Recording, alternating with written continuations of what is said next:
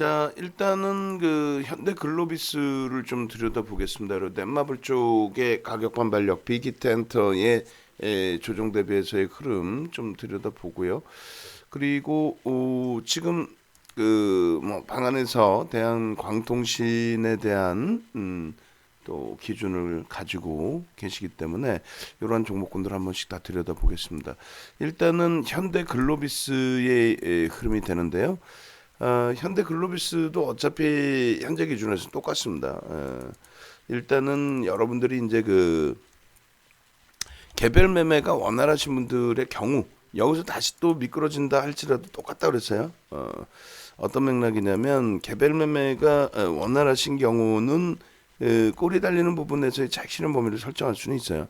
다만 이제 그 주봉상의 기준에서의 갭에 대한 목표 주가 1차 범위를 우리가 1차적으로 여기를 잡아놓고 그렇게 해서 목표 주가 설정 범위를 22만 원을 잡았다는 거죠. 그러니까 말 그대로 목표 주가는 목표 주가인 거고 이제 중간에 또 다른 변동이 나오게 되면 그 변동의 기준을 잡는 거죠.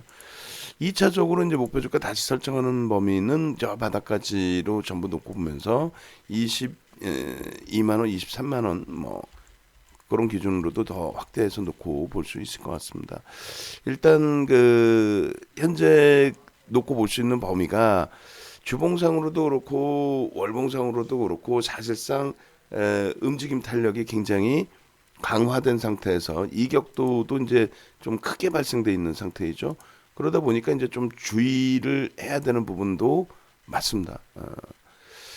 여기에서 이제 그 주봉상의 기준점으로 계속 놓고 보면서 대처를 할 거냐, 아니면 월봉상의 기준점도 좀 설정을 해서 들여다 볼 거냐라고 했을 때 일단은 월봉상의 오버슈팅 기준을 좀 보시는 게 맞겠죠. 주봉상의 기준은 이제 오늘 기준에 거래량이 터져 있는 이런 상태에서 윗꼬리가 달리고 쭉 미끄러진다, 이런 부분은 좀 다소 제한적일 것 같아요. 그리고 뭐 갭상승이 월등히 나온 이후에 조정이다, 이런 부분도 제한적일 것 같습니다. 고로 오늘 기준에서는 뭐 오늘도 잘 거래량을 잘 설정을 해서 잘 들여다보게 됐죠. 그렇게 됨으로써 오늘도 이제 좀 버거운 위치이긴 합니다만 뭐 어찌됐건 잘 따라붙어서 문자 발송 나간 게 이제 두 가지로 나간 거예요. 그래서 18만 2,500원 52주 고가를 넘기는 시점, 그래서 18만 4천원, 18만 3천원 이렇게 해서 이제 순간적인 문자가 발송이 된 거고, 그리고 지금 현재 기준에서도 이제 투자 성향에 따라서는 추격 매수도 가능한데, 일단은 우리가 이제 15만 원대부터 문자가 발송되고 편입의 기준이 설정되고 그리고 나서의 이제 흐름으로 쭉 연출이 됐다라고 했을 때, 뭐 오늘 아침에 뭐 신규적으로 그 가입하신 분은 안 계시니까, 그렇다면 기존에 편입이 잡히시고 그 이후의 흐름을 따라오시는 기준이 되죠. 즉 편입 단가 대비 플러스 마이너스 5% 등락 범위에서 편입의 기준을 설정할 수 있다, 이렇게 말씀을 드렸어요. 추가 편입에 대해서, 2차 편입에 대해서 뭐 10% 비중이기 때문에 두 번만 나눠 들어가시면 되는 기준이 되고요. 결론적으로 지금 자락의 위치에서도 추가 편입의 기준점을 설정할 수 있다라는 거죠. 이렇게 되면 이제 평균 단가가 저점에서 편입한 단가보다 좀 높아진다 할지라도, 지금은 이제 다음 주에 주봉 보고 또 월봉 기준에서 이제 오버슈팅 자락을 좀 잡아내는 위치, 그걸 이제 좀 보면 되니까요. 지금 월봉은 올라올 수 있을 만큼의 흐름은 상당 부분 다 올라왔다라고 볼 수 있죠. 다만 바닥에서 이제 앞전 고점 그 8월달 변동성 40% 나오고 결론은 이제 30% 상승으로 마감이 됐는데, 이번 달 기준에서도 이제 33% 변동성 기준에서 36% 흐름이 나왔단 말이에요. 이 부분이 여기가 이제 뭐 오버슈팅 자락이다 이렇게 해석할 수는 없고요. 뭐 예를 들면은 이렇게 이제 50%까지 등락이 나오고 그때부터 이제 꼬리가 달린다면, 그러니까 등락률이 뭐 50% 나오고 꼬리가 달린다면 이런 얘기가 아니라 꼬리가 달리는 부분에서부터 이제 차익 실현 범위를 좀 설정해 볼 수 있다라는 겁니다. 결론적으로 그 매직 계산기 부분으로 이제 놓고 볼 때에도 시가총액이 이제 뭐 7조에 달하는 그런 극대형주이기 때문에 그 부분에 있어서 1% 등락 범위.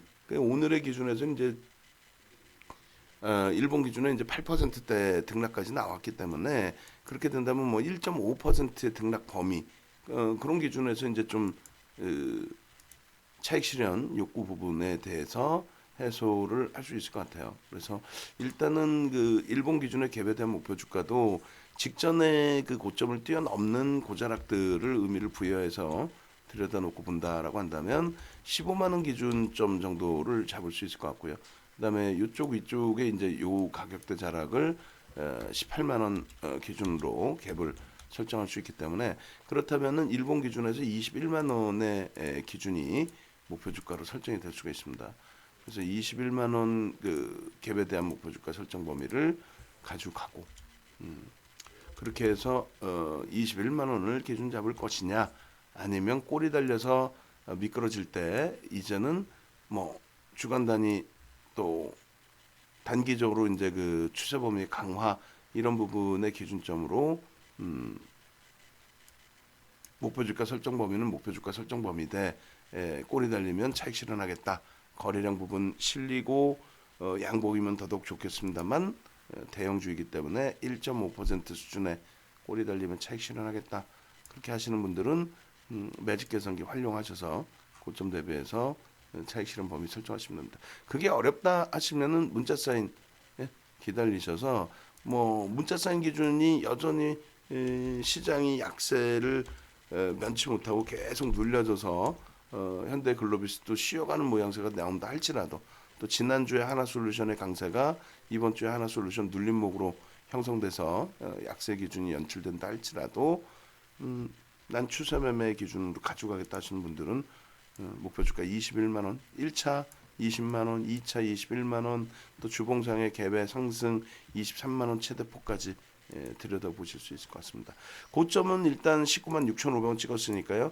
1.5% 눌림폭의 기준이다라고 한다면 19만 3,600원 정도가 돼요. 그래서 현대글로비스도 쉽지는 않습니다. 그죠? 모든 게 여기서 차익 실현 못해서 또 다른 종목처럼 꼬리 달리고 내려오고 한동안 또 눌림폭 가져가는 거 아니냐부터 해서 여러 가지 기준점 잡을 수 있는데 이미 우리는 일단은 8월부터는 전략이 완전히 바뀌어버린 거예요.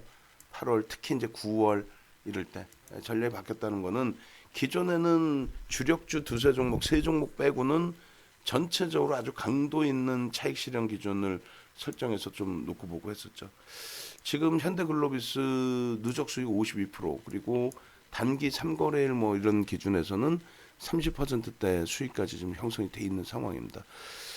그에 반해서 이제 현대차의 변동이라든가 이런 부분이 좀 많이 아쉬운 부분이 있는데 현대차 기준 오늘 2%의 눌림폭은 일단 어찌됐건 시장 연동폭으로 보고 과도하다. 시초가 갭상승 이후에 눌림폭인데 거래량이 작지는 않아요. 근데 우리가 이제 그 강세를 띠든 약세를 띠든 현대차의 거래량 부분 놓고 보는 범위가 400만 주 정도 지금의 기준이라면 최소 300만 주 정도 실려줘야 된다라고 설정하는 위치이기 때문에 그런 맥락에서 좀 이해를 해보고요. 넷마블 쪽의 흐름 어제 이제 그 새로 오신 분 들어오신 분께서 필명은 여자분 필명이셨는데 남자분이셨거든요. 어찌됐건 어제 기준의 편입 종목군들이 제가 볼 땐 그렇게 뭐 무릴 수 있는 쪽은 없는데 다만 넷마블 쪽을 우리가 좀 자신감을 좀 가지셔야 됩니다.